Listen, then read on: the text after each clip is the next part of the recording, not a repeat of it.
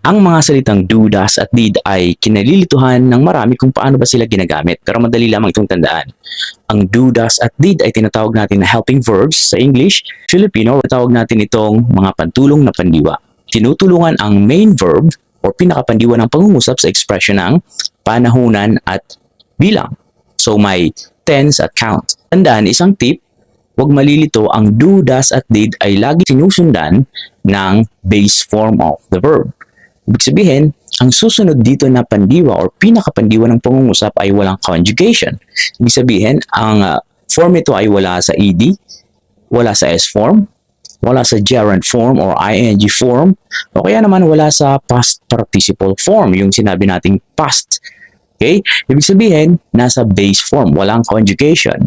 Halimbawa, hindi mo pwedeng sabihin, I did collected all the fees earlier. Alam naman natin na hindi natin pwedeng isunod sa do, does at did ang past participle and or past form of the verb, simple past form.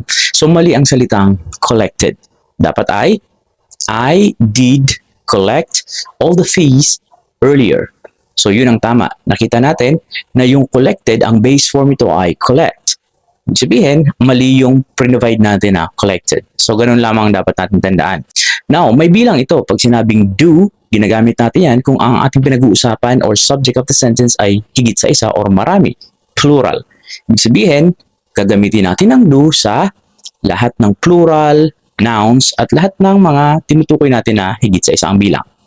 Ang does ay para sa singular o isahan lamang.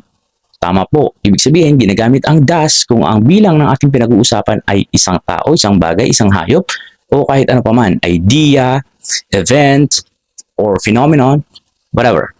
Right? So next, ano naman ang did? Ang did ay ginagamit natin pwede na sa singular or sa plural. Kasi ang tense ito ay past. So, kasi ang ginagamit natin na do at does, kinakikitaan ito ng bilang dahil ang tense nito ay present. Ginagamit natin ito sa pag-identify kung ang subject ay singular or plural dahil sa SVA or subject and verb agreement rules. Pero kapag did ang gagamitin natin, wala na tayong issue sa kung singular ba or plural ang ating pinag-uusapan. Wala siyang issue ganon. So, huwag tayong malilito kapag tanong ang pangungusap. Kapag ginagamitan ng umpisang mga salitang do, does at did, ang susunod ay base form.